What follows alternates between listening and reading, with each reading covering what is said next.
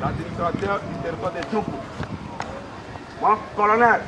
Aussitôt arrivé à Mungwalu, un centre minier situé à plus ou moins 85 km de Bunia, l'administrateur du territoire de Djougou, colonel Mabosso Jean Ladis, rencontre les éléments de FARDC et de la police nationale congolaise, question de mettre le point sur les i par rapport à leur mission de la traque contre les groupes rebelles dans ces territoires épicentres de l'insécurité pendant cette période sensible de l'état de siège. D'un ton ferme, il rappelle les actions prioritaires qui doivent mener les éléments de l'ordre dans le champ de bataille. Mission pour défendre l'intégrité territoriale. Yamboka nabiso, yami balé ezali ya kobattre la population, na biloko ya population. Mission yasuka.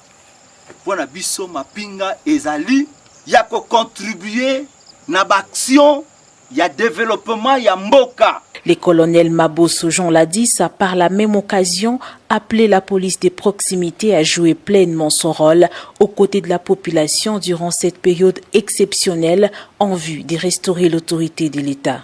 Police nabiso ezali police de proximité. Police nabiso ezali ya ko battre la population na biloko ya population. Il faut que tia ma mission régalienne na yo lokola soda, yo lokola policier, ko sala nini ko tia ngona misala. Signalons qu'actuellement, sous les commandements du gouverneur militaire, le lieutenant-général Luboya Kashama Johnny, plusieurs opérations de grande envergure sont menées à Djougou et Irumu, où l'armée est en train d'imposer la paix au bénéfice de la population. Dans une lettre adressée au président de la République démocratique du Congo, chef de l'État, commandant suprême des forces armées de la République démocratique du Congo et de la police nationale congolaise, et transmis copie au Premier ministre, chef du gouvernement, au ministre de la Défense, de l'Intérieur, celui de Mines, le chef d'état-major général et d'autres autorités du pays, le chef de l'exécutif provincial souligne que cette enquête consistera à identifier les Chinois dans les dragues du secteur minier de l'Ituri afin de réglementer ces domaines longtemps exploités illicitement par ces étrangers. Le lieutenant Gilles Ngongo en est son porte-parole. Au nom du gouverneur militaire, nous prions au commandant suprême de s'imprégner de cette situation, au Premier ministre, au ministre de la Défense, au ministre de l'Intérieur, le chef d'état-major général, au ministre de Mines, de faire vite en urgence, de venir à Bunia pour une enquête minutieuse. Nous avons répondu sur une voie officielle administrative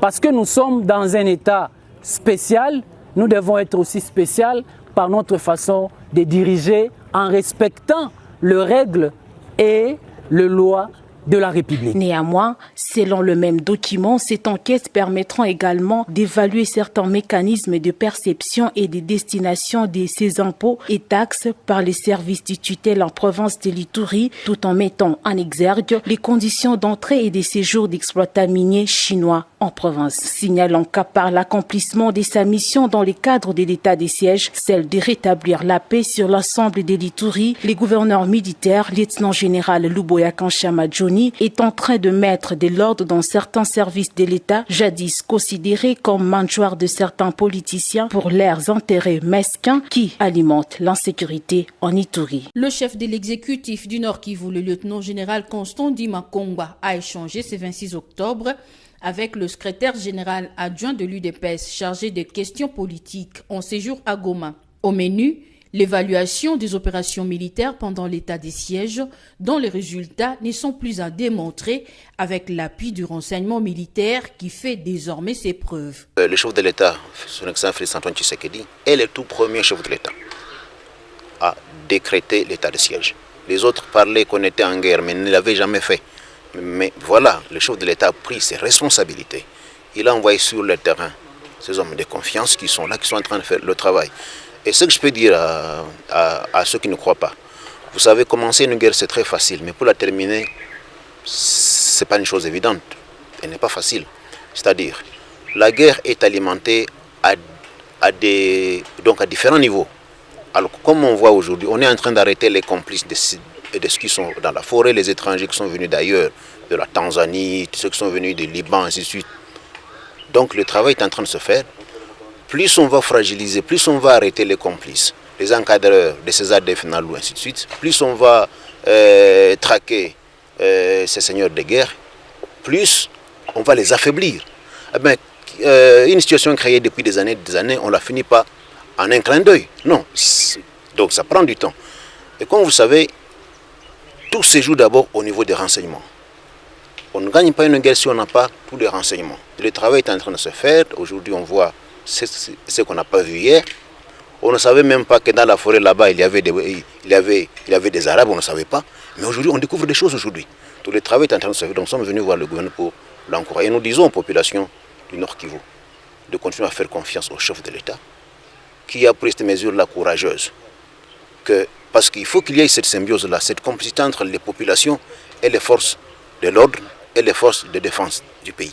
C'est grâce à ça qu'on va arriver donc à fragiliser et à mettre définitivement fin à tout ce qui se passe dans nos populations. Deo Bizibou Balola a placé un mot sur les guerres intestines au sein du parti présidentiel, promettant de nouvelles mises en place. Je voudrais vous dire d'abord que ce travail, je ne le commence pas avec ma délégation. Cette délégation vient d'abord de la province de la Chopo.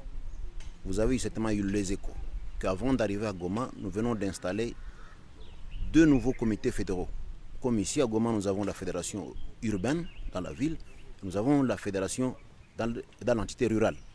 Nous venons d'échanger les comités fédéraux de la Chopo rurale et de Kisangani avant que je vienne ici à Goma. En écoutant, nous étions dans la salle de Mama Euphrasie, ici à Goma. Nous avons entendu, nous avons écouté les uns les autres. Et je peux vous annoncer qu'en un mois, vous allez avoir ici à Goma un nouveau comité fédéral. Téné, avec son équipe, cet homme politique est arrivé en province du Nord Kivu après un séjour fructueux en province de la Chopo. S'enquérir du système Codinet utilisé au Nord Kivu pour la collecte des taxes et impôts, voilà l'essentiel d'une séance de travail ce lundi 25 octobre 2021 entre le gouverneur du Nord Kivu, Constant Ndima Kangba, et les responsables de ses services en province. Il était question d'expliquer à l'autorité provinciale son fonctionnement pour la maximisation des recettes moyennant le numérique. Le chef de l'exécutif provincial a compris l'utilité de cet outil qui doit l'accompagner dans tout ce qu'il a comme mission au Nord Kivu en cette période de l'état de siège, comme le stipule ici Patrick Daoudi de Codinet. Ce qu'il faut retenir, c'est qu'il y a la solution Codinet qui prend à charge la collecte des impôts, droits et taxes et redevances de la province du Nord Kivu. Et maintenant, aujourd'hui, l'autorité provinciale voulait s'enquérir des capacités de cette solution, mais aussi comprendre parfaitement comment ça fonctionne. Et voilà pourquoi nous étions là, et il est très satisfait parce qu'il a compris qu'avec la solution Codinet, au moins la province pourra maximiser ses recettes parce qu'il y aura l'encadrement des recettes, mais aussi la lutte contre le coulage fiscal. Et voilà, et il a compris aussi qu'il y a maintenant la possibilité de faire le suivi de tout ce qui se fait sur terrain en temps réel. Et il a déjà son compte, donc lui comme autorité, il est à mesure de suivre tout ce qui se passe sur toute l'étendue de la province à travers la solution